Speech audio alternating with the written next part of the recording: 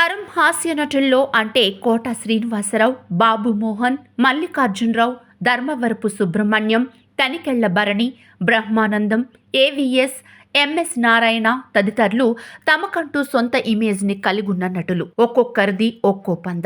ఏ పాత్రలో అయినా ఇట్టే ఇమిడిపోయేవారు. వీరందరిలో తనకంటూ ఒక బ్రాండ్ ఇమేజ్ సొంతం చేసుకున్నవాడు మాత్రం ఎంఎస్ నారాయణ. తాను 500 సినిమాల్లో యాక్ట్ చేస్తే దాదాపు 200 సినిమాల్లో తాగుబోతు క్యారెక్టర్స్ చేసిన రికార్డ్ సొంతం చేసుకున్నాడు. అన్ని సినిమాల్లో ఆయన్ను ఆ పాత్రలో చూసినా జనంలో బోర్ కొట్టలేదు. తన తాగుబోతు పాత్రల తీరు తెన్నుల గురించి ఓ సందర్భంగా ఆయన ఇలా వివరించారు. నన్ను మొట్టమొదటిసారిగా తాగుబోతు పాత్ర రవిరాజ పినిశెట్టి గారు తన రుక్మిణి సినిమాలో వేయించారు. అది బాగా పేలడంతో నాకు ఎక్కువగా అలాంటి పాత్రలే వచ్చాయి.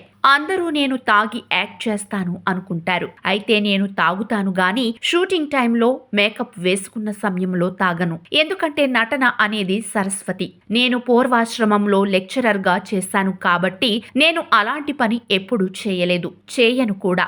నటనను నేను దేవుడిగా భావిస్తాను. రాజమండ్రిలో ఓ సినిమా షూటింగ్ జరుగుతుండగా ఒక వ్యక్తి వచ్చి నాతో మాట్లాడుతూ, మీరు తాగుబోతు పాత్రలో నటించేప్పుడు నిజంగా తాగుతారు కదా అని అడిగాడు.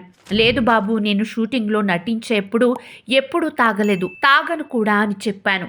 దానికతను, మీరు షూటింగ్ చేసేటప్పుడు తాగుతారో లేదో గాని మీ పాత్రలు చూసి నేను స్పందన పొంది వెళ్లి తాగుతాను అని చెప్పాడు. ఇంకో తమాషా సంఘటన కూడా జరిగింది. రాజమండ్రి బార్ అసోసియేషన్ వారు ఫోన్ చేసి మిమ్మల్ని సన్మానం చేద్దామని అనుకుంటున్నాము అన్నారు. దేనికి అని అడిగితే, మా ఆఫీస్ పక్కన ఒక బెల్ట్ షాప్ ఉంది, అక్కడ ఈ తాగుబోతులంతా కూర్చొని మీరు నటించిన తాగుబోతు దృశ్యాలను చూస్తూ మందు తాగుతున్నారు అని చెప్పారు. నేను ఊరుకోండయ్యా, నేను తాగుబోతులను ఎంకరేజ్ చేస్తున్నాను అనుకుంటారు అని అన్నాను. దానికి వాళ్ళు, అవును సార్, మేము అంతలోతుగా ఆలోచించలేదు అన్నారు. తాగుబోతు క్యారెక్టర్స్ చేయడానికి నా కళ్ళ కింద క్యారీ బ్యాగులు అందుకే వచ్చాయి అని అందరూ అనుకుంటారు. అయితే అవి తాగడం వల్ల వచ్చినవి కాదు, సందర్భాన్ని బట్టి అలా వాటిని వాడుకున్నారు. అవి చాలా పాపులర్ అయ్యాయి. నేను అమెరికాకి వెళ్ళినా కూడా అక్కడి వారు కూడా నన్ను ఏయ్ క్యారీ బ్యాగ్స్ అంటూ పిలిచేవారు. నేను అన్ని 100 సినిమాల్లో తాగుబోతు క్యారెక్టర్స్ చేసిన